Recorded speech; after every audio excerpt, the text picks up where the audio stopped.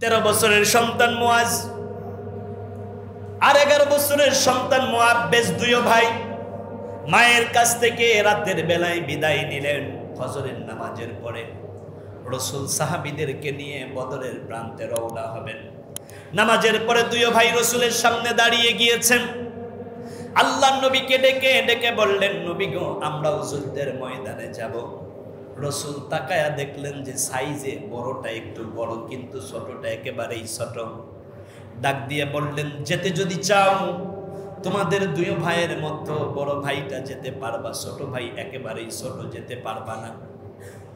ছোট ভাই অজরে কান্না শুরু করে দিয়েছেন, রাসূলগণ আমার বড় ভাইয়ের চাইতে আমি বেশি তরবারি চালাইতে পারি, কারণ আমার বাবা ছিল বীর যোদ্ধা। ও রাসূল, আমাকে একা রেখে আপনি বদরের প্রান্তে যাবেন না। আবু জেহেল নাকি মক্কায় আপনাকে সমানে গাইলেইছে, আবু জেহেল নাকি আপনাকে অনেক আঘাত করেছে। রাসূল গো, আমি আবু জেহেলের গদ্দানটা আলাদা করতে চাই, আমাকে নেন। রাসূল বলল, না, তুমি একেবারেই ছোট্ট বানর, তোমাকে যুদ্ধের ময়দানে নেওয়া যাবে না।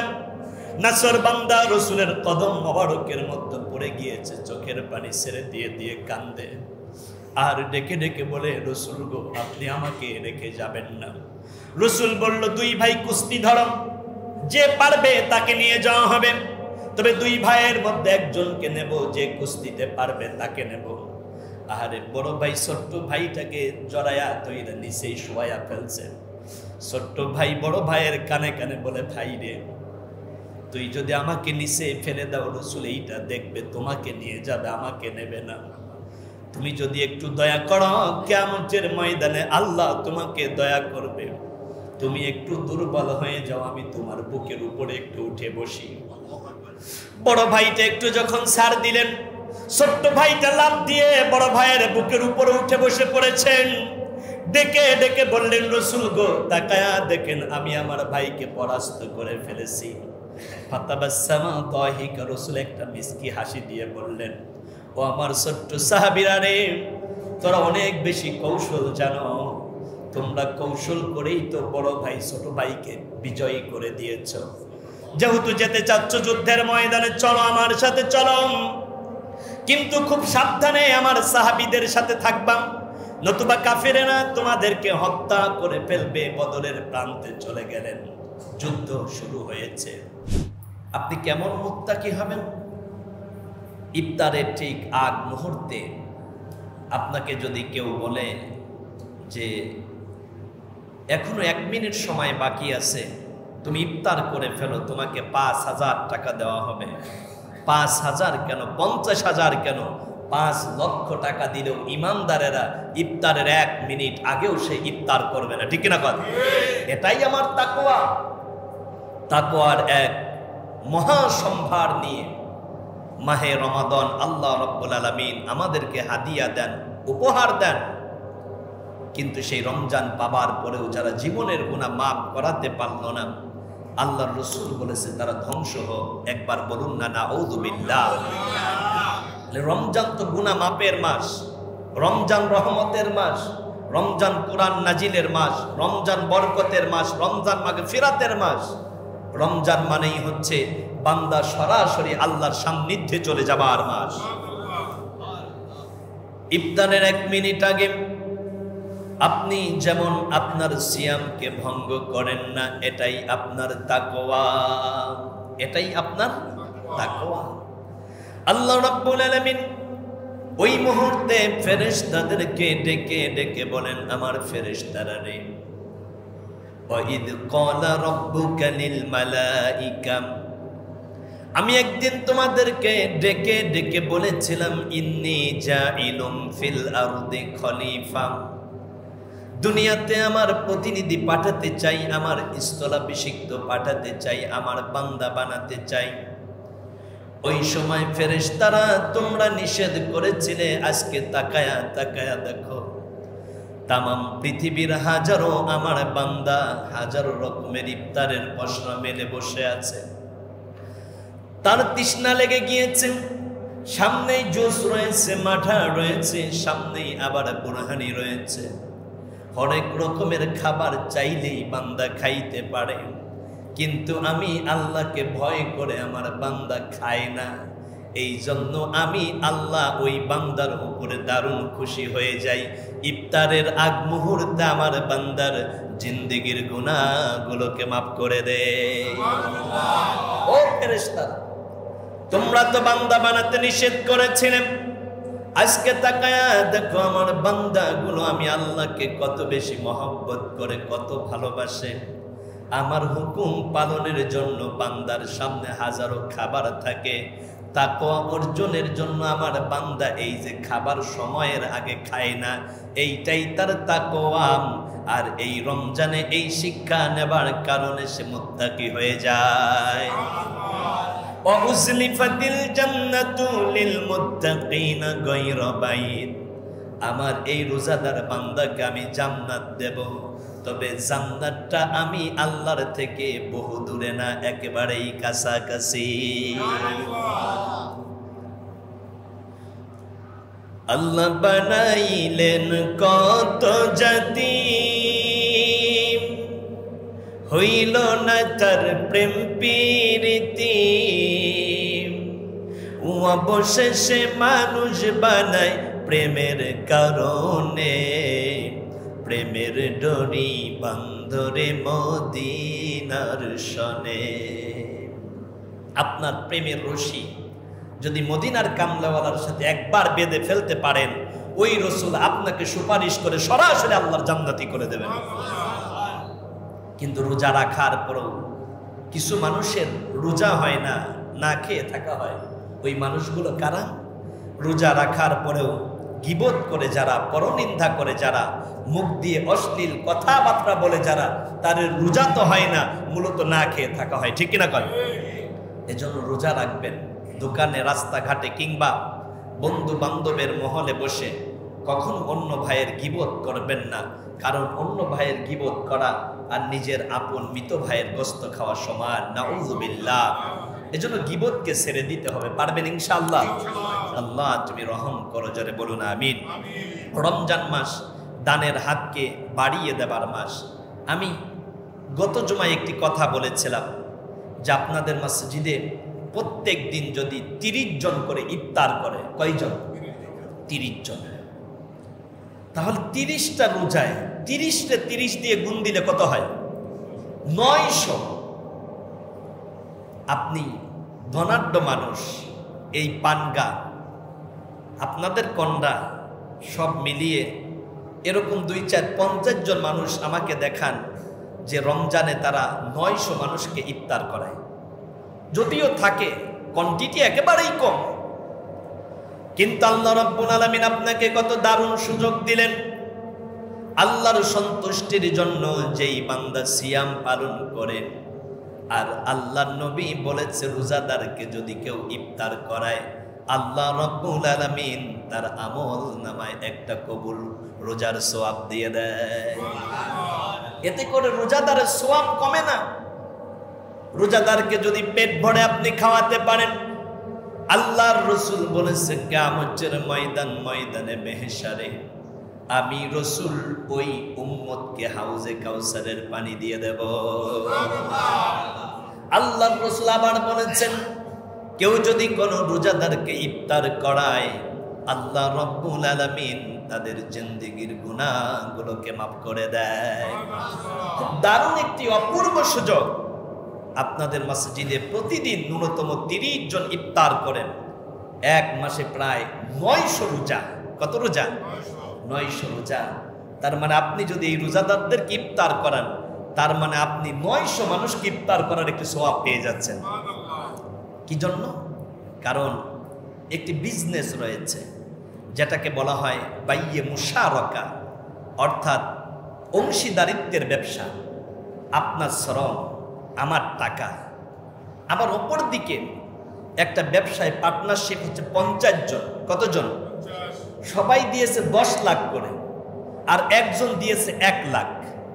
এবার আপনারা আমাকে বলেন, যেই ব্যক্তি 1 লাখ টাকা ব্যবসায় ইনভেস্ট করেছে, ওই ব্যক্তি ওই ব্যবসার অংশীদার কিনা?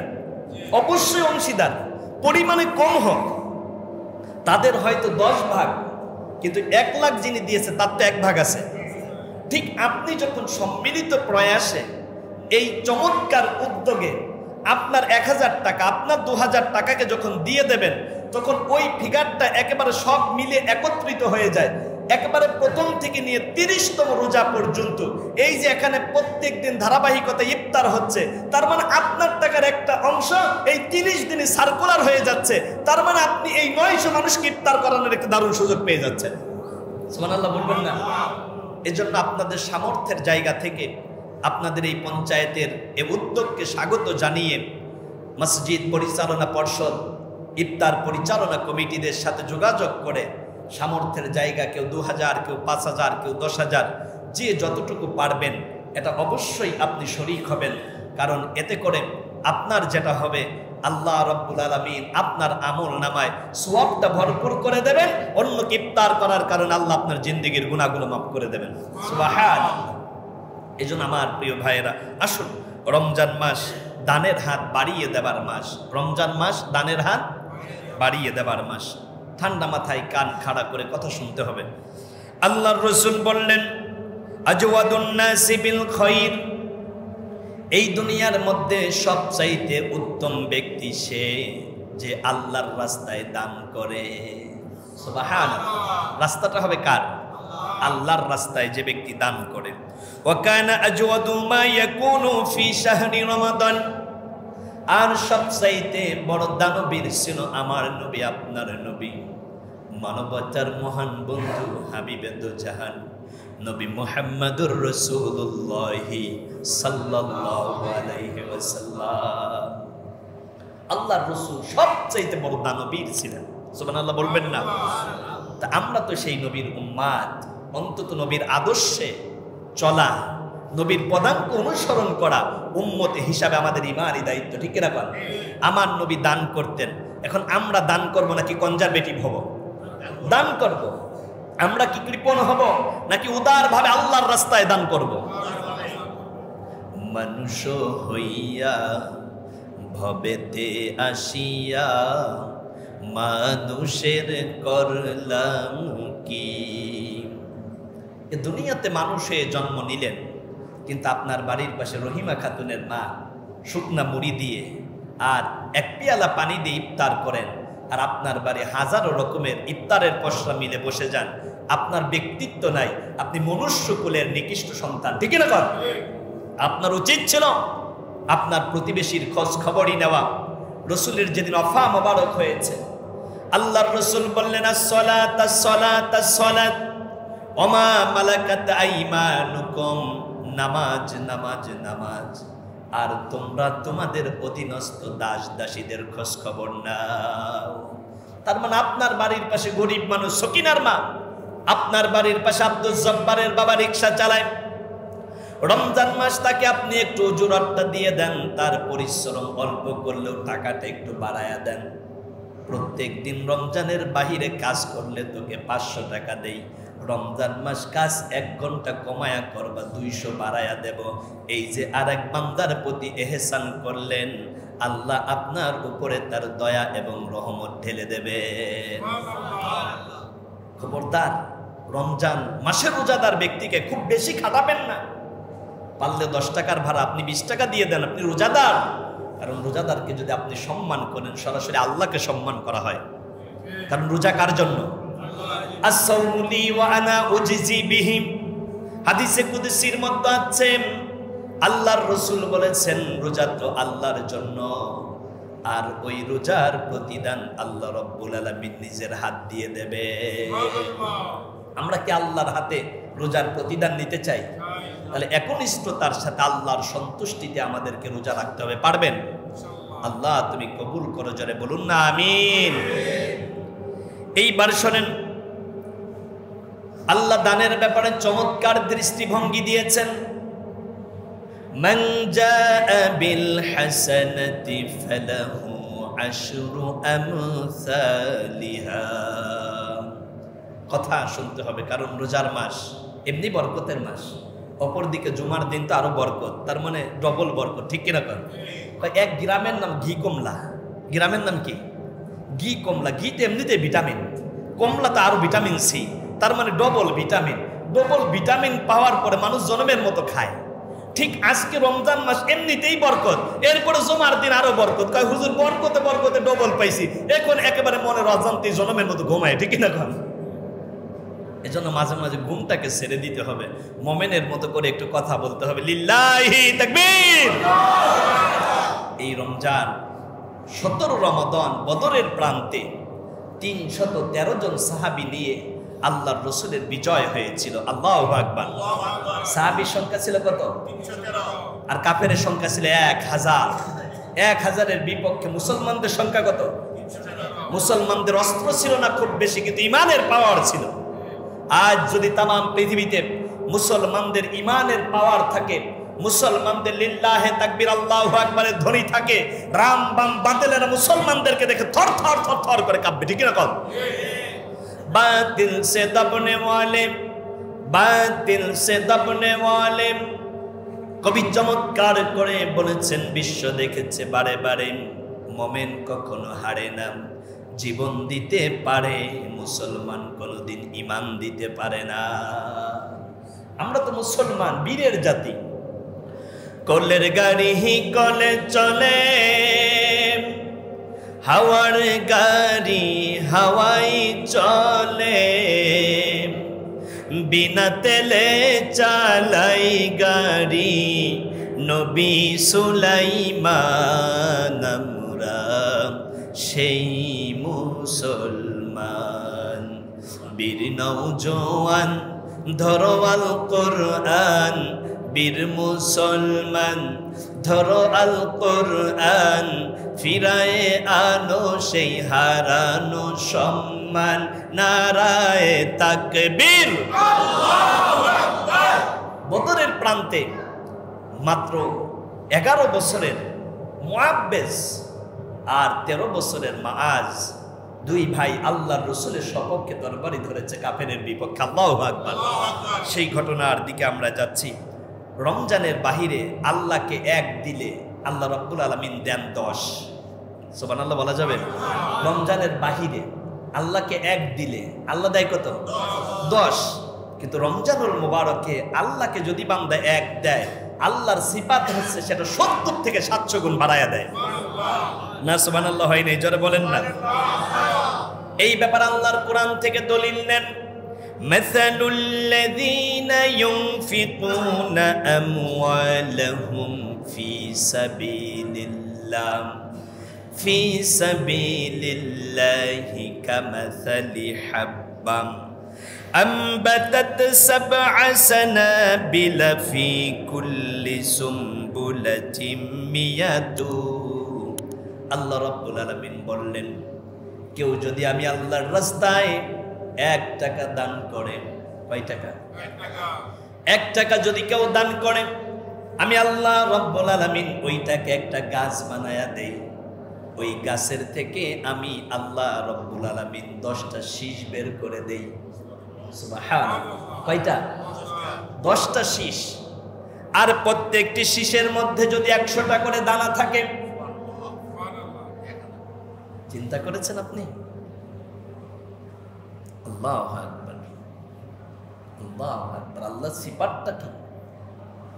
আল্লাহ রাব্বুল আলামিন চমৎকার করে জানালেন। বন্ধুরা আমার, ভাইরা শোনেন, কেউ যদি আল্লাহ রাব্বুল আলামিনের রাস্তায় 1 টাকা দেয়, আল্লাহ রাব্বুল আলামিন 10 গুণ বাড়ায়া দেয় রমজানের বাহিরে। আর রমজানুল মুবারকে ওইটা 70 থেকে 700 গুণ। এই জন্য বলেন দেখি, বলেন আমরা রমজানে দান কম করব না বেশি করব? এটা বেশি মানে মোটামুটি বেশি নাকি অনেক বেশি? অনেক বেশি, সামর্থ্যের জায়গা থেকে। কিন্তু আপনার আছে 3 কোটি টাকা, মনে করেন যে 1 কোটিতে জাকাত আসে 25,000 টাকা, তাই না? 2.5 লাখ, সরি 2.5 লাখ। 1 লাখে 25,000, তাহলে 1 কোটিতে জাকাত কত? 2.5 লাখ। আর 3 কোটিতে 7.5 লাখ।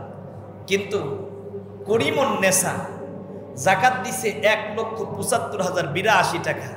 এইটা দেওয়ার পরে বলে যে দিতে দিতে তো অনেক বেশি দিয়ে ফেলছে, আর কত দেব?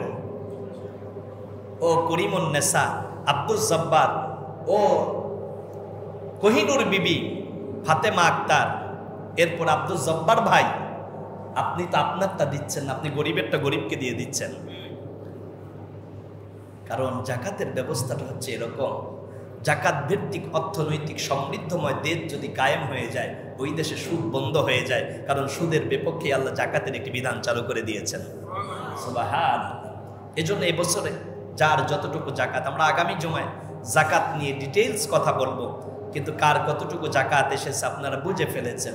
জাকাতের নেশাব হচ্ছে যে আপনার কাছে যদি 7.5 ভরি স্বর্ণ কিংবা 52 ভরি রৌপ্য থাকে, তার বাজার দর হিসাবে আপনি নেশাব পরিমাণ সম্পদের মালিক হয়েছেন। সাংসারিক খরচ বাদ দিয়ে 1 বছর পর্যন্ত। কেউ যদি মনে করেন যে কালকে একটা জমি বিক্রি করছে 3 কোটি টাকা দিয়ে, বাবার পৈতৃক সম্পত্তি 3 কোটি টাকা, টাকাটা তার কাছে আছে মাত্র 3 দিন, এখনো তার উপরে জাকাত খরচ হয় নাই। কারণ এই টাকাতে 1 বছর তার কাছে স্থায়ী থাকতে হবে। কথা বুঝতে পেরেছেন? 1 বছর থাকতে হবে, কারণ এই 1 বছরের মধ্যে তার টাকা তো ফুরায়ও যেতে পারে। এই জন্য টাকাটা 1 বছর থাকাটা জরুরি। এজন্য যে বিষয় দাঁড়িয়েছে তা হচ্ছে জাকাতের যেই খাতগুলো রয়েছে, খাতগুলোর মধ্যে অন্যতম হচ্ছে আপনার নিকটতম আত্মীয় স্বজন যারা আছে, অসহায় যারা আছে, তাদেরকে স্বাবলম্বী করে দেবেন। জাকাত সিস্টেমটাই চালু হয়েছে অন্যকে স্বাবলম্বী করে দেওয়ার জন্য। কিন্তু আমরা জাকাত কি করি? লুঙ্গি কিনি, গামছা কিনি না। আপনার 1 লাখ টাকা জাকাত হয়েছে, আপনার ভাই 1 লাখ টাকা দিনা আছে, আপন মায়ের পেটের ভাই, আপনি তার দিনাটাকে আপনি মিটিয়ে দেন, দেখবেন আল্লাহ আপনার অনেক বোঝাটা আসান করে দেবেন, আপনার গুনার বোঝাটা আল্লাহ মাফ করে দেবেন। জাকাতটা যেন লৌকিকতা না হয়, কারণ আপনি তো গরিবেরটা গরিবকে দিচ্ছেন, আপনারটা দিচ্ছেন না। গরিবেরটা গরিবকে দিচ্ছেন, তার মানে গরিবেরটাই যদি গরিবকে দেন, এখানে এত বেশি ফটো সেশন, এত বেশি ছবি, এরপরে এত বেশি লাইভ, এইগুলোর দরকার নাই। কারণ ইবাদত করবেন আল্লাহকে দেখানোর জন্য, যার প্রাপ্য তাকে বুঝিয়ে দেবেন। আল্লাহ সন্তুষ্ট হইলে এটা আমার সবচাইতে বড় পাওয়া। দুনিয়ার মানুষ আমাকে দানবীর বললেই কি না বললেই কি, আল্লাহর খাতা আমাকে দানবীর হতে হবে, ঠিক না? কম মাইকিং করে কয়েক বছর আগে চট্টগ্রাম জাকাতের টাকা নিতে গিয়ে পদধলিত হয়ে মানুষ মারা গিয়েছে। এটা আমার দেশের জাকাতের ব্যবস্থা, আস্তাগফিরুল্লাহ। এরকমটা করবেন না। জাকাত নিয়ে আমরা আগামী জুমায় কথা বলবো, কিন্তু আজকের জুমার মূল কথার দিকে আমরা যাচ্ছি। যদি আল্লাহর রাস্তায় আপনি একটা টাকাও দান করেন, এখান থেকে আল্লাহ রব্বুল আলামিন আপনাকে 7টি শীষ বের করে দেন, আর প্রত্যেক শীষের মধ্যে 100 করে দানা থাকে, তার মানে 700। কত? আল্লাহর কোরআনের আয়াতের মধ্যে আল্লাহ রাব্বুল আলামিন চমৎকার জানালেন, সাবআ সানাবিলা ফি কুল্লি সুমবুলাতিম মিয়াতাম। আল্লাহ রাব্বুল আলামিন জানায়া দিলেন, এই যে 7টা গাছ হয়, আর প্রত্যেকটি গাছের মধ্যে 1টা করে শীষ হয়, আর প্রত্যেকটি শীষের মধ্যে 100টা করে দানা হয়। সুবহানাল্লাহ। আর রমজানুল মুবারকে এইটা আল্লাহ 70 গুণ বাড়িয়ে দেন, আর সর্বোচ্চ 700 গুণ। এবার রমজানে দান কম করবেন না বেশি করবেন? আর দান যতটুকু করবে এটা লোকজনদেরকে দেখানোর জন্য করবো, ঠিক না? কথা কারা দেখানোর জন্য? আমার ইবাদতটা হবে কার দেখানোর জন্য? আবার আমরা যেটা করি, অনেক ভাইয়েরা আছে আরেক ভাইকে ফাঁকি দেয়, এরকম ভাইয়েরা আছে না? এক ভাই আছে তার বোনকে ফাঁকি দেয়, এরকম ভাইয়েরা আছে না? আপনার নামাজ, আপনার রোজা, আপনার হজ, আপনার জাকাত, এগুলো আল্লাহর দরবারে কবুল হয় না। কারণ এই জন্য কবুল হয় না, কারণ আপনি অন্যরে ঠকান। মান কতা মিরাসা ওয়ারিসা কতা আল্লাহু মিরাসাহুল জান্নাহ। যারা ওয়ারিসের অংশ কেটে দেয়, আল্লাহ তার জান্নাতকে কেটে দেয়। আমি যদি বক্তা হই, আমি আলেম হই, আমি মুফাসসির হই, আমি ইমাম হই, আমি খতিব হই, আমি চেয়ারম্যান হই, আমি মেম্বার হই, আমি হাজী সাহেব হই, আমি যদি আমার ভাইকে ঠকাই, আমার ভাতিজাকে ঠকাই, আমার বোনকে ঠকাই, তার অংশ কেটে দিলে আল্লাহ আপনার জান্নাত কেটে দেবে। আপনার হজ আল্লাহর দরবারে কবুল হবে না, হবে না, হবে না। আপনার বক্তব্য, আপনার আলেমগিরি, আপনার হুজুরগিরি, এটা আল্লাহর দরবারে কবুল হবে না। আল্লাহ লাথি দিয়ে আমার মতো হুজুরকে জাহান্নামের মধ্যে দেবে, ঠিক না? কর অন্যকে ঠকাবেন না। রমজান পরিশুদ্ধ হবার মাস। কেউ যদি ভাইকে ঠকান, কেউ যদি বোনকে ঠকান, আজকে গিয়ে ভাইয়ের হাত ধরে ক্ষমা চেয়ে নেবেন, কালকে এই ভূমি অফিসে গিয়ে রেজিস্ট্রি করে ভাইয়ের অংশ বুঝিয়ে দেবেন, নাহলে আল্লাহ কিয়ামত আপনার জান্নাত বুঝায় দিত না, দিত না, দিত না। এটাই বাস্তবতা, এটা মহাসত্য কথা। কারণ এ দুনিয়া 3 দিনের। আপনি মরে যাওয়ার পরে সম্পদের মালিক হবে ছেলে, ছেলে মরে যাওয়ার পরে সম্পদের মালিক হবে নাতি, নাতি মরে যাওয়ার পরে আপনার সম্পদের মালিক হয়ে যাবে ওই যে আপনার নাতির ছেলে, ওই নাতির ছেলে পুতি আপনাকে জীবনেও মনে রাখবে না। মাঝে মাঝে একটি কথা বলি, এই যে মনে করেন যে আমাদের পঞ্চায়েতে নতুন ইনক্লুডেড হয়েছে আমাদের সর্দার বাড়ির অনেক ভাইয়েরা। সর্দার বাড়ির আমাদের এই যে মুক্তার সাহেবকে যদি জিজ্ঞাসা করি আপনার দাদার আব্বার নাম কি ছিল, বলেন দেখি, পারবেন? আচ্ছা, তার আব্বার নাম কি ছিল? তার মানে সর্বোচ্চ আপনার যে জেনারেশন, পিছনের জেনারেশনকে মনে রাখবে সর্বোচ্চ 150 বছর। এই 4 পুরুষের আগে কারা ছিল আপনিও বলতে পারেন না, আমিও বলতে পারি না, কিন্তু এই সম্পদ কিন্তু 4 পুরুষ আগে আপনার সে আপন জনদেরই ছিল। আপনি তার জন্য দোয়া করতে পর্যন্ত ভুলে যান। সন্তানের জন্য, নাতির জন্য, আপন জনদের জন্য সম্পদের পাহাড় গড়ে যাচ্ছেন অন্যকে ঠকায়া ঠকায়া। আপনি মরে যাওয়ার পরে এই নাতির ঘরের ছেলে পুতিরা আপনাকে মনে রাখবে না। আর দেখবেন যে অনেক সময় গালিটা দিয়েই বসবে যে বদমাশটা জায়গার মধ্যে কত বেশি দ্বন্দ্ব লাগায় থুয়ে গেছে, খতিয়ান নাম্বার ভুল করছে, দাগ নম্বর ভুল করছে, ওর লাইগে বুড়ার জন্য জমিটা ঠিক মতো বিক্রি করতে পারি না। ঠিকই দেখো, মহাবাস্তব কথা, সত্য কথা। সমাজে অহরহ এই ঘটনা ঘটতেছে। তার মানে আপনার পুতি আপনার গালি দেবে, এটা কিয়ামতের আলামত।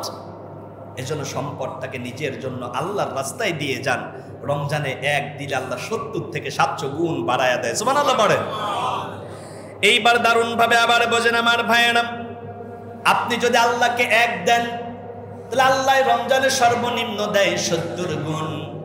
এইবার 70টা গাছ জ্বালায়া যায়, আর প্রত্যেকটি গাছের মধ্যে 100 করে দানা হয়ে যায়। তার মানে 70 রে 100 দিয়ে গুণ করলে 7000 হয়। কত হয়? 70 রে 100 দিয়ে গুণ দিলে 7000 হয়। 70 কি যদি আপনি 100 দিয়ে গুণ দেন 7000 হয়। তার মানে আপনি রমজানে 1 দিচ্ছেন, বিনিময়ে আল্লাহ কত দিচ্ছে? 7000। কথা বোঝেন? আপনি রমজানে 1 দিলে আল্লাহ রাব্বুল আলামিন আপনাকে দেয় সর্বনিম্ন 7000। কিন্তু রমজানুল মুবারক আপনার সামনে দিয়ে দানের বাক্সটা চলে যায়, আপনি 6 কোটি টাকার মালিক দেখার পরেও না দেখার একটা ভান করেন, মনে হয় বুঝতেছেনই না। না, এই কাজ করবেন না। আল্লাহ আপনার ব্যক্তিত্ব দেখে। আপনি ইফতার করেন 9 প্রকারের ফল দিয়ে, কিন্তু বাড়ির পাশে গরিব রহিমা খাতুনের মা, আপনি তারে ইফতার দিয়েছেন মাত্র 150 টাকা কেজির খেজুর আর 1 কেজি মুড়ি। এটা আপনার ব্যক্তিত্ব না, এটা আপনার ব্যক্তিত্বের সাথে যায় না। কারণ একদিন ওই গরিব মানুষকে একটু ভালো ইফতার করান, দেখবেন গরিব মানুষটা আল্লাহর কাছে ডেকে বলবে, আল্লাহ তাআলা, জীবনে বহু মানুষ ইফতার দিয়েছে, এত দারুণ ইফতার তো কেউ দেয় নাই। আমাদের সভাপতি সাহেব দিয়েছে, কিংবা মুতাওয়াল্লি সাহেব দিয়েছে, কেশিয়ার সাহেব দিয়েছে, অন্য মুসল্লিরা দিয়েছে, নুরু হাজি দিয়েছে, অন্যান্য ভাইয়েরা দিয়েছে, আন্নাস ভাই দিয়েছে। তার মানে এই যে আপনি দিলেন, আপনার ব্যক্তিত্বের দিকে তাকায়া বলবে, আরে অনেক রকমের ইফতার দিয়েছে, আল্লাহ আমি সন্তুষ্ট হয়েছি। তার মানে রোজাদার আপনার ইফতারে সন্তুষ্ট হয়ে গেলে আল্লাহ আপনার উপরে সন্তুষ্ট হয়ে যায়। সুবহানাল্লাহ। এই জন্য ইফতার যদি কাউকে করাতে হয়, গ্রামের মানুষ একটা কথা বলতো, কয় মানে বিয়ের প্রকৃত নাম কিন্তু নিকাহ। বিয়ের প্রকৃত নাম কি? ফানকিহু মা তাবা লাকুম মিনান নিসা। যেই নারী তোমাদের পছন্দ হয় তারে তোমরা বিয়ে করো। বিয়েটা বাংলা শব্দ, কিন্তু আরবি শব্দটা নিকাহ। আর আমরা নিকাহ মানে চিন্তা করি যে বিয়ে প্রথম কান করার পরে তারপরে যে 2টা করবো, এইটার নাম নিহে, ঠিক কিনা? কিন্তু এই নিকাহ মানে হচ্ছে বিয়ে যে কয়টাই করুক প্রত্যেকটি নিকাহ হয়। এই জন্য গ্রামের মুরব্বীর একসময় বলতো, কয় নিকাহ যদি পুষতে হয় গ্রামের মাতবরের সাথেই পুষবো। তার মানে গ্রামের যে ব্যক্তি মরল তার সাথেই তো বসবো। তার মানে ইফতার যদি কোনো গরিবকে দিতে হয়, জমকালো ইফতারটাই দিব। কারণ আপনি যে ধনীকে 50 পদের ইফতার দিয়ে খাওয়ান, সে আপনার ইফতার খাওয়ানোর পরে বলবে যে হোটেল রেডিসনে গিয়েছিলাম মন্ত্রী সাহেবের আপন দোস্তের শেলকের বন্ধুর বিয়ের এক ইফতার পার্টিতে, আরে খাওয়াইছে, সেখানে খাওয়াইছে 150 পদ দিয়ে। তার মানে ধনীদেরকে আপনি খাওয়াইয়া মন ভরাইতে পারবেন না, কারণ আপনি যা খাওয়াইছেন তার চাইতে আরো হাজারো রকমের ইফতার সামগ্রী তারা খায়, আর গরিবেরা খুব বেশি পায় না।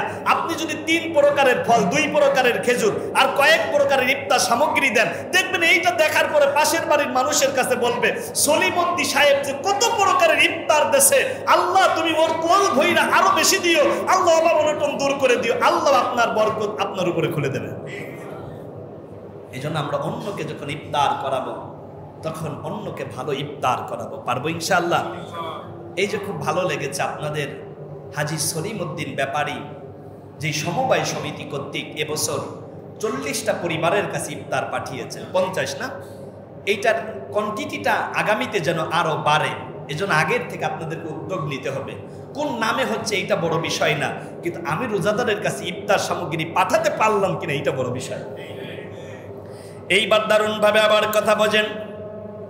তাহলে রমজানে 1 টাকা যদি আপনি দান করেন, ওইটা যদি আল্লাহ কবুল করে নেয়, এইটাকে যদি 700 গুণ বাড়ায়া দেয়, তার মানে 1 টাকা দানের বরকতে আল্লাহ রব্বুল আলামিন 700টা গাছ বের করবেন। আর প্রত্যেকটি গাছের মধ্যে একটা করে শীষ দেবেন, প্রত্যেকটি শীষের মধ্যে থাকবে 100 করে দানা। আল্লাহ এটাকে 700 গুণ বাড়ায়া দিলে 1 টাকা দানের বরকতে আল্লাহ 70,000 দানের সওয়াব দিয়ে দেবে। এই জন্য আমি আজকের জুমাতে দেখব যে আপনাদের ব্যক্তিত্বের জায়গা আল্লাহর ঘর মসজিদকে মহব্বত করে মাহে রমাদানে আপনাদের দানের পরিমাণটা বাড়ছে না কমছে। গত জমা কত ছিল? 3900। আর এটা যদি রাউন্ড ফিগার 4000 হয়ে যেত সেটা বেশি ভালো হতো না? আজকের জমায় অন্তত আমি চাই যে 4-এর উপরে চলে যাক, কারণ রমজানে আর মাত্র 3 দিন আপনারা জমাবারে দান করার সুযোগ পাবেন। আজকের জমা, আগামী জমা আর ঈদ উল ফিতরের পূর্ববর্তী জমা। তার মানে রমজানে আমরা একটা নিয়ত করে ফেলি, এই রমজানে একটা নিয়ত করে ফেলি যে সামনে 3টা রমজান। রমজান তো অনেকগুলো, কিন্তু জুমা 3টা। জুমা কয়টা? 3টা।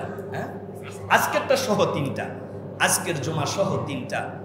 এই যেই 3টা জমা আছে, আমার সামর্থ্য থাকলে আমি 3 জমায় ন্যূনতম 500 করে দেব। আমার সামর্থ্য থাকলে 3 জমায় ন্যূনতম 200 করে দেব। আমার সামর্থ্য থাকলে ন্যূনতম 100 করে দেব। এই 3 জমায় আমি 50-এর কমে দেব না।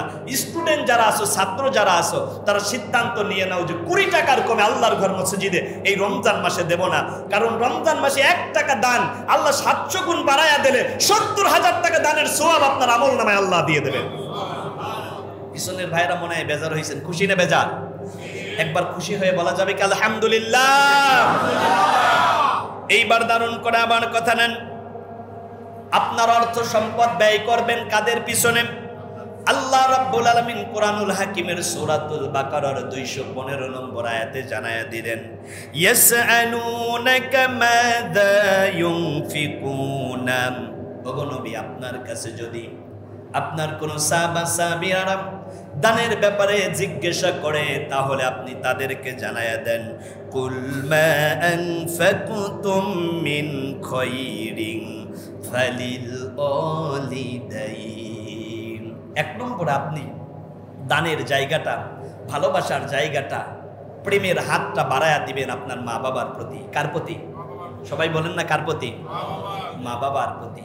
কিন্তু রমজান মাসে 4 ছেলে 4 জনই ভিন্ন, সন্তানদেরকে নিয়ে হরেক রকমের ইফতার দিয়ে, ইফতার সামগ্রীর ডালা সাজিয়ে বসে সাহারিতে কত রকমের খাবার খায়, কিন্তু অনেক ক্ষেত্রে দেখা যায় যে মা একটু পানি দিয়ে তার মধ্যে একটু লবণ দিয়ে ভাতগুলো চটকায়া এরপরে খায়। এরকম সন্তান বাংলাদেশের অন্য জায়গা আছে না নাই?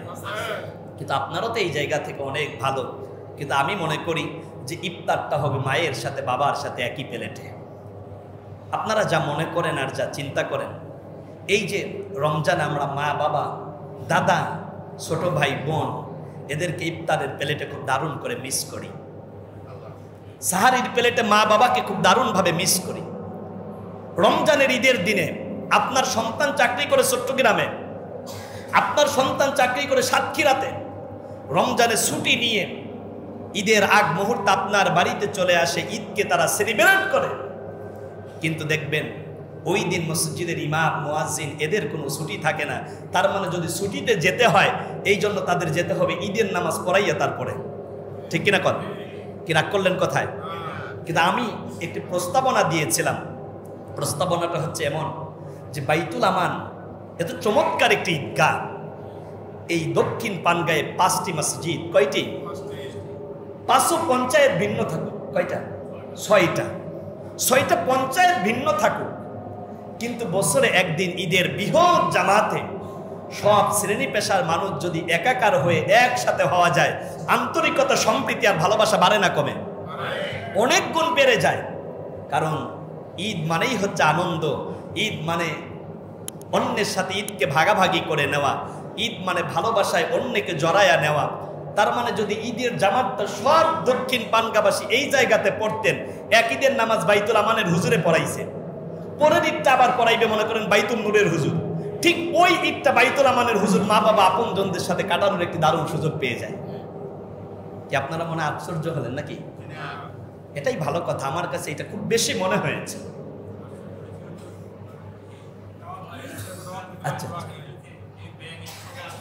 আমি মনে করি অন্তত বছরে একবার এই আয়োজনটা যদি হয় তাহলে দেখা যেত যে ঘুরে ফিরে সব ইমামরাই পরিবারের সাথে একটা ঈদ করার সুযোগ পেত, আর আপনারা পুরো দক্ষিণ পানগা এলাকার সব পঞ্চায়েতের মানুষগুলো বছরে একদিনের জন্য হলে একই প্লেটে দাঁড়ানো, একই কাতারে দাঁড়ানো, একই সাথে খাওয়ার একটি দারুণ মাধ্যম পেয়ে যেতেন। এতে ভালোবাসা বাড়ে না কমে? কিন্তু out of sight out of mind, চোখের আড়াল মানেই তো মনের আড়াল, তার মানে দূরে দূরে থাকলে সম্পর্কটা নষ্ট হয়, ঠিক এরকম সম্পর্ক বিল্ড আপ করার জন্য কাছে আসার দরকার, আর কাছে আসার গল্প শেখায় ইসলাম, ঠিক না কন?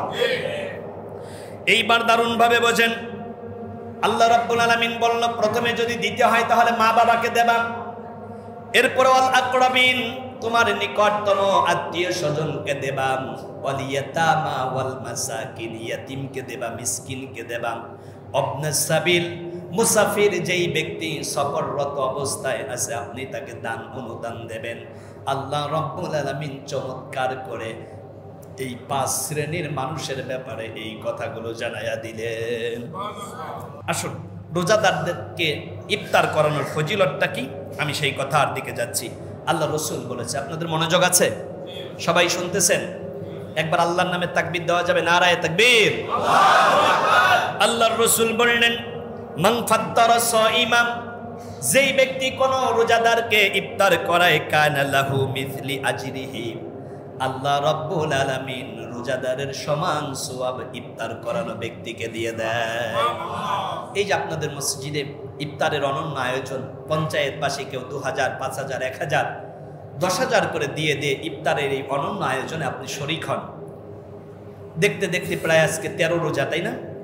আর সামনে হয়তো আর 17 দিন পর্যন্ত আমরা পাবো। এই মহতী উদ্যোগকে আমরা স্বাগত জানিয়ে আপনাদের সামর্থ্যের জায়গা থেকে, ব্যক্তিত্বের জায়গা থেকে 2000, 5000, 1000, একেবারে সর্বনিম্ন যদি কেউ নাও পারেন অন্তত 500 করে দিয়ে হলেও এই ইফতারের অনন্য আয়োজনে আমরা শরীক হব ইনশাআল্লাহ। আল্লাহ তুমি কবুল করে জোরে বলুন আমিন। এইবার আবার দারুণ করে শোনেন আমার ভাইয়েরা, আমার বন্ধুরা, এই যে আপনি সারাদিন রোজা রাখেন, রোজাদারের আল্লাহ রাব্বুল আলামিন কত ইজ্জত দিয়েছেন, সম্মান দিয়েছেন।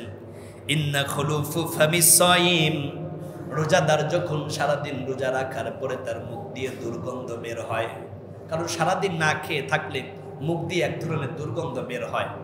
মসজিদে আপনি যখন আসবেন মেসাক করে আসবেন। আল্লাহ রসুল বলেছে, সেওয়াক আমার উম্মতের জন্য যদি কষ্ট না হয়ে যেত আমি রসুল 5 ওয়াক্ত নামাজের আগে মেসাক করাটাকে ওয়াজিব করে দিলাম। কারণ রসুল যেটা হ্যাঁ বলেন সেটা হালাল হয়ে যায়, আর রসুল যেটা না বলেন সেটা হারাম হয়ে যায়। রসুল যদি একবার এই তারাবির নামাজকে হ্যাঁ বলে দিতেন, প্রত্যেক দিন যদি কন্টিনিউ করতেন, এই তারাবিটা আমার আপনার জন্য বেতের নামাজের মতো ওয়াজিব হয়ে যেত। 8 রাকাত পরে পিছন থেকে মুসল্লি শেষ। এমন দৈত্যা দেয় মনে হয় যে দুনিয়ার কি কাজ না যেন আছে। আবার অনেক ক্ষেত্রে আমরা অনেক ভাইয়েরা তারাবির নামাজ জামাতে আদায় করি, কিন্তু বেতের নামাজ বাদ দিয়ে তাড়াতাড়ি করে চলে যাই। ব্যস্ততা থাকলে ভিন্ন কথা, কিন্তু ইন্নামা জুইলাল ইমাম লিউতিম্মা বিহি, ইমাম নিযুক্ত করা হয় অনুসরণের জন্য। ইমাম যতক্ষণ নামাজ শেষ না করবেন ততক্ষণ ইমামের সাথে আপনাকে থাকতে হবে, তাহলে আল্লাহ রাব্বুল আলামিন পূর্ণ রাত নফল ইবাদতের সওয়াব দিয়ে দেবেন। তিরমিজি শরীফ 806 নম্বর হাদিস। বানানো কোনো বক্তৃতার কথা আমি অন্তত বলি না, আর আমি বলতেও পারি না। যা বলি গবেষণা করে তারপরে বলি।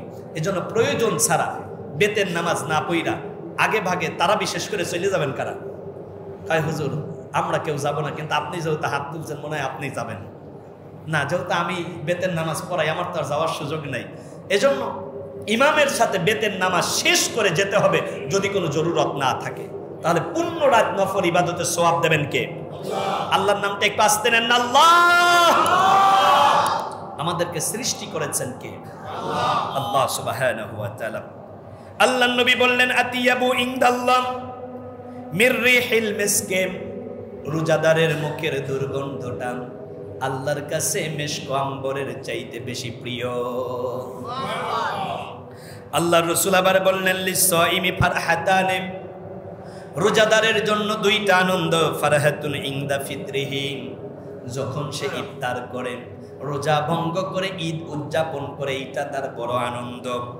আর দ্বিতীয় আনন্দ হলো ফারহাতুন ইনদা লিকা রাব্বিহিম, কিয়ামতের ময়দানে মেহশারে যেদিন রোজাদারকে আল্লাহ রাব্বুল আলামিন দিদার দিয়ে দেবেন, আল্লাহ নিজ হাতে যখন রোজাদারকে পুরস্কার দিয়ে দেবেন, এর চাইতে বড় আনন্দ রোজাদারের জন্য আর কিছুই হতে পারে না। একবার জোরে বলা যাবে কি মারহাবা। এইবার আল্লাহর রাসূল বললেন আস-সাওমু লি ওয়া আনা উজজি বিহি, রোজা আল্লাহর জন্য, আল্লাহ রাব্বুল আলামিন নিজেই প্রতিদান দেবেন। আস-সাওমু জান্নাতু, রোজা হলো ঢাল স্বরূপ।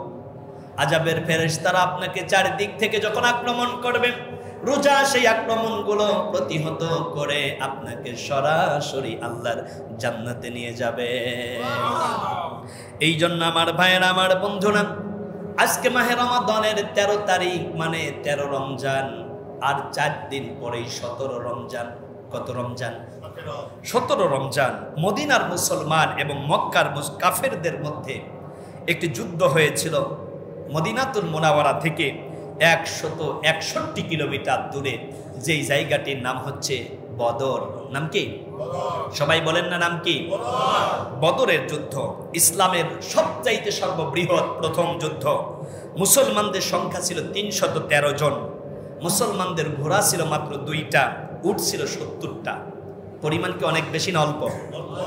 কাফেরদের সংখ্যা ছিল 1000, তাদের ঘোড়া ছিল 100, উট ছিল 700। এই বদরের প্রান্তে 14 জন সাহাবী শহীদ হন। আল্লাহ রাব্বুল আলামিন এই বদরের প্রান্তে 1000 নয়, 2000 নয়, প্রথমে 3000, তারপরে আরো 2000 বাড়ায়া 5000 ফেরেশতা দিয়ে মুসলমানদেরকে বিজয় দিয়েছিলেন। ওই বদরের প্রান্তে কাফেরদের 70 জন নিহত হয়েছিল, 70 জনকে বন্দী করা হয়েছিল। আল্লাহর রাসূল বদরের যুদ্ধে চলে যাবেন। খুব হৃদয় স্পর্শিত একটি ঘটনার দিকে যাচ্ছি। মাহে রমজানের দ্বিতীয় জুমাবার, ও আমার মুসল্লি ভাইরা, দেখুন চোখের গোড়ায় একটু পানি আসে কিনা। আল্লাহর রাসূল সাহাবীদেরকে প্রস্তুত করতেছেন বদরের যুদ্ধের জন্য। আল্লাহর রাসূল ডেকে ডেকে বললেন, সাহাবীরা রে, চলো বদরের যুদ্ধে যেতে হবে। বদরের প্রান্তে কাফের কুরাইশরা আমাদের সাথে যুদ্ধের জন্য অস্ত্র নিয়ে সশস্ত্র অবস্থায় দাঁড়িয়েছে। তাদের কোয়ান্টিটি অনেক বেশি, সৈন্য অনেক বেশি, কিন্তু আমাদের তো অনেক সৈন্য নাই, কিন্তু যুদ্ধের ময়দানে যেতে হবে। এই ঘোষণা যখন আল্লাহর রাসূল দিলেন, রাতের বেলায় 2টা সন্তান মায়ের কাছে বসে আছে, মা খাবার দিয়েছে। মা ডাক দিয়া কয়, সন্তানেরা শোনো, একজনের নাম হচ্ছে মুআজ বিন আমর, মুআজ বিন আমর, আর একজনের নাম হচ্ছে মুআব্বিজ বিন আফরা। দুইও ভাই, কিন্তু দুইজনের বাবা এক ছিল না। তারা ছিল বৈপিত্রীয় ভাই, তাদের মা এক কিন্তু বাপ 2। এমনটা হয় না যে একজন 4টা বিয়ে করছে, বউ 4 জন, কিন্তু বাপ একজনই। এই যে আপনার 4 মায়ের যেই 4 সন্তান, এরা আপনাদের বৈপিত্রীয় ভাই।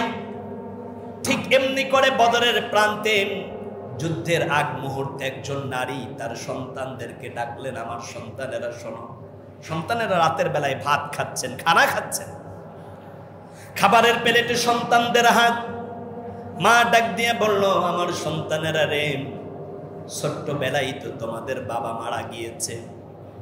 বড় ভাইটার বয়স 13 বছর, ছোট ভাইটার বয়স 11 বছর।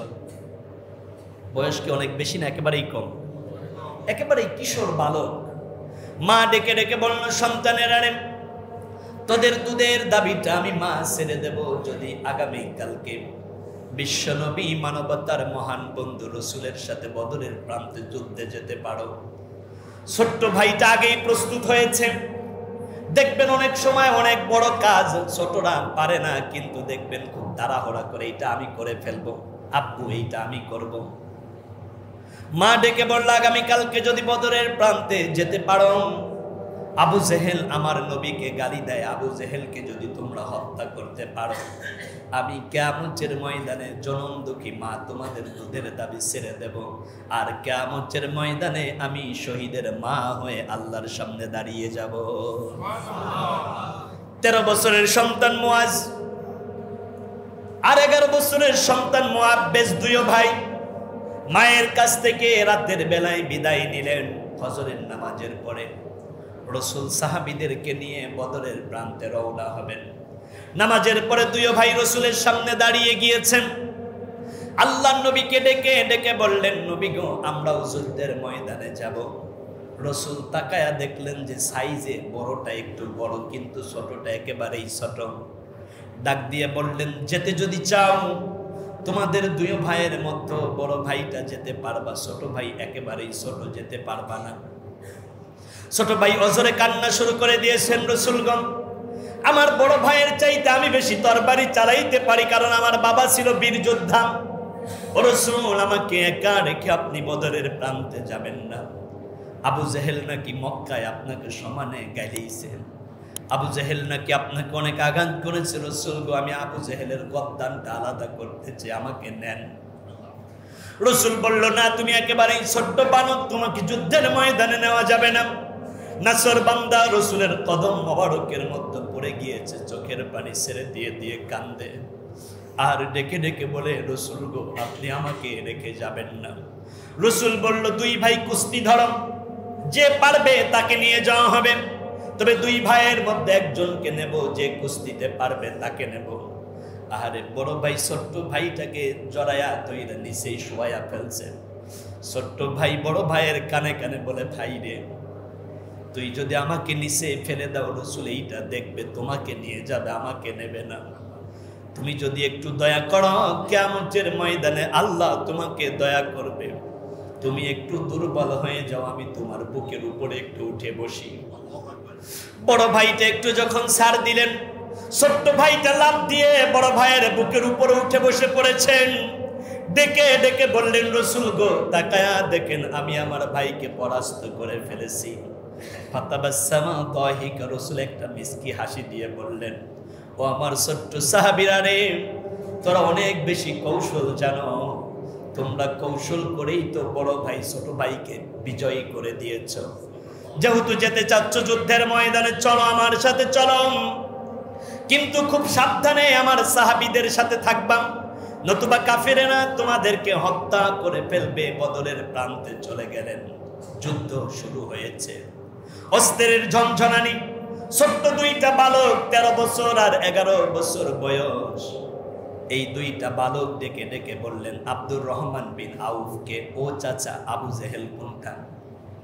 তোমরা দুইজন ছোট্ট মানুষ, আবু জেহেলকে দিয়ে কি করবা? আবু জেহেল অনেক লম্বা মানুষ, বাস্তবতা তার শারীরিক যেই জেসেম, অনেক সুঠাম দেহের, তার সামনে খবরদার তোমরা কিন্তু পড়বা না, তাহলে তোমাদেরকে কিন্তু হত্যা করে ফেলবে। খবরদার আবু জেহেলের সামনে যাইও না। কই যাই আর না যাই এইটা বহু পরের কথা, কিন্তু আবু জেহেল কোনটা ওইটার আগে দেখান যে আবু জেহেল আমার নবীকে গালি দিয়েছে। আমি মুআব্বিস তরবারি হাতে নিয়ে বললাম, এক কপ্তে আবু জেহেলের মাথা দ্বিখণ্ডিত করে দেব। আল্লাহু আকবার। আব্দুর রহমান বিন আউফ দেখায়া দিলেন, ওই যে ঘোড়ার উপরে বসে রয়েছে তরবারি হাতে নিয়ে, ওইটাই আবু জেহেল। আহারে বড় ভাইটা মুয়াজ তরবারিটা হাতে নিয়ে একটা দৌড় দিয়েছে, কারণ ঘোড়ার উপরে সাওয়ারি থাকলেন, পা দুইটা যখন নিচের দিকে ঝুলে থাকেন, মুয়াজ আবু জেহেলকে টার্গেট করে যখন আবু জেহেলের পায়ের মধ্যে তরবারি দিয়ে আঘাত করেছেন, ছোট্ট মানুষ পায়ের নাগাল পায় নাই, তরবারিটা গিয়ে লেগেছে আপনার ঘোড়ার পায়ে। ঘোড়ার পায়ে লাগার সঙ্গে সঙ্গে ঘোড়ার পা দ্বিখণ্ডিত হয়েছে। এক পা যখন পড়ে গিয়েছে, ঘোড়াটা তখন বদরের প্রান্তে পড়ে গিয়েছে। পড়ে যাওয়ার সঙ্গে সঙ্গে মুয়াজ একটা লাফ দিয়ে আবু জেহেলকে শোয়া দিয়েছে। আবু জেহেলের বুকের উপরে চড়ে বসেছে। চড়ে বসার পরে তরবারি দিয়ে আবু জেহেলকে একেবারে মাথা থেকে দেহটাকে আলাদা করে ফেলেছে। পাশেই ছিল ইকরামা বিন আবু জেহেল, আবু জেহেলের সন্তান। 1 সেকেন্ড দেরি করে নাই, বাজ পাখির মতো একটা লাফ দিয়ে এসে আল্লাহ নবীর 13 বছরের ছোট্ট মুআব্বিসকে, এই মুয়াজকে দুনিয়ার থেকে বিদায় করে দিয়েছে, শহীদ করে দিয়েছে। এই দৃশ্য দেখে ছোট্ট ভাই মুআব্বিজ মাত্র 11 বছর বয়স তরবারিটা বের করে বলল, ওই ইকরামা বিন আবু জেহেল আমার ভাই তোর আব্বাকে হত্যা করেছে, আমি আজকে তোকে হত্যা করব। এই কথা বলে মুআব্বিজ যখন তরবারিটা ইকরামা বিন আবু জেহেলের দিকে চালায়, ইকরামা বিন আবু জেহেল তরবারিটা প্রতিহত করে আর এক হাত দিয়ে তরবারি দিয়ে যখন আঘাত করতে যায় এই মুআব্বিজের গর্দানের দিকে, মুআব্বিজ যখন তরবারি উঠানোর জন্য হাতটা উঁচু করলেন, মুআব্বিজের গর্দানের মধ্যে ইকরামা বিন আবু জেহেলের তরবারিটা না লেগে মুআব্বিজের হাতের মধ্যে লেগেছে। হাতের মধ্যে লাগার পরে মুআব্বিজের হাতটা চামড়ার সাথে ঝুলে আছে। দূরেই দাঁড়ায় ছিল আব্দুর রহমান বিন আউফ। এই দৃশ্য দেখে দেখে চোখের পানি ছেড়ে দিয়ে দিয়ে কাঁদতেছে। লাভ দিয়ে একটা দৌড় দিয়ে মুআব্বিজকে বুকের মধ্যে নিয়ে বাম হাত দিয়ে জাপটে ধরে ডান হাত দিয়ে তরবারি দিয়ে আব্দুর রহমান বিন আউফ ইকরামা বিন আবু জেহেলকে হত্যা করলো। হত্যা করার পরে মুআব্বিজকে আব্দুর রহমান বুকের সাথে জড়ায়া কপালের মধ্যে চুমা দেয়, গালের মধ্যে চুমা দেয়। ও মুআব্বিজ রে, ছোট্ট মানুষ, কেন তুমি ইকরামা বিন আবু জেহেলের সামনে গেলেন? কয় আমার ভাই মুআজ আবু জেহেলকে হত্যা করার কারণে ইকরামা বিন আবু জেহেল আমার ভাইকে হত্যা করেছে। এই দৃশ্য দেখার পর আমি আর স্থির থাকতে পারি নাই, ইকরামাকে হত্যা করার জন্য গিয়েছিলাম। আমি চেয়েছিলাম যে আমিও এই যুদ্ধে শহীদ হয়ে যাব।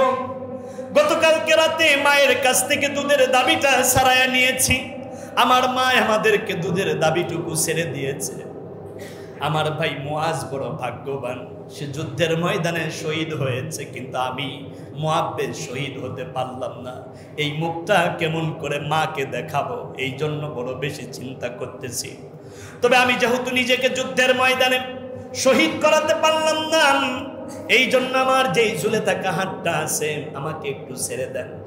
আহারে, এই মুআব্বিজ তার এই কর্তৃত হাত, ঝুলে থাকা হাতটাকে বাম হাতে আর একটা তরবারি নিয়ে ডাইন পায়ের সাথে এভাবে চাপটে ধরে ওই ঝুলে থাকা চামড়াটুকু কাটার পরে সে বাম হাত দিয়ে কর্তৃত হাতটাকে বদরের প্রান্তে ছুঁড়ে ফেলে দিয়ে বললেন, নবীর সাহাবীরা সাক্ষী থাকো, আমি মুআব্বিজ বদরের প্রান্তে জীবন দিতে পারি নাই, কিন্তু আমার হাতটা কুরবানি করলাম, হাতটাকে শহীদ করলাম। কিয়ামতের ময়দানে এই শাহাদাতের বদলা আল্লাহ রাব্বুল আলামিন আমাকে জান্নাতুল ফেরদাউস দিয়ে দেবে। এই জন্য আল্লাহ রাব্বুল আলামিন বললেন, ওয়ালাকাদ নাসারাকুমুল্লাহু বিবাদরি ওয়া আনতুম আযিল্লাম। বদরের প্রান্তে সরাসরি মুসলমানদের জন্য আল্লাহ রাব্বুল আলামিন তার সাহায্য দিয়েছিলেন। ওয়া কানা হাক্কান আলাইনা নাসরুল মুমিনিন। এই দুনিয়ায় যারা মুমিন হয়ে যায় তাদের জন্য আল্লাহ রাব্বুল আলামিন তার আসমান থেকে ফেরেশতাদেরকে দিয়ে সাহায্য করে। এই तमाम পৃথিবীতে একদিন মুসলমানদের বিজয় সুনিশ্চিত হবে। ওই দিন আল্লাহর কোটি কোটি ফেরেশতা দিয়ে আল্লাহ রাব্বুল আলামিন মুসলমানদেরকে বিজয় দেবেন। तमाम পৃথিবীতে কালেমার পতাকা উড্ডীন হবে। ঠিক না কথা? আমরা ইসলামের জন্য, দিনের জন্য প্রয়োজনে আমাদের জীবনটাকে বিলিয়ে দিতে রাজি আছি। ঠিক না কথা? আল্লাহ তুমি আমাদের রক্ত, আমাদের জীবন, আমাদের জান এগুলো ইসলামের জন্য কবুল করে, জোরে বলুন আমিন। হাদা মা ইনদি ওয়াল ইলমু ইনদাল্লাহ আলাইহি।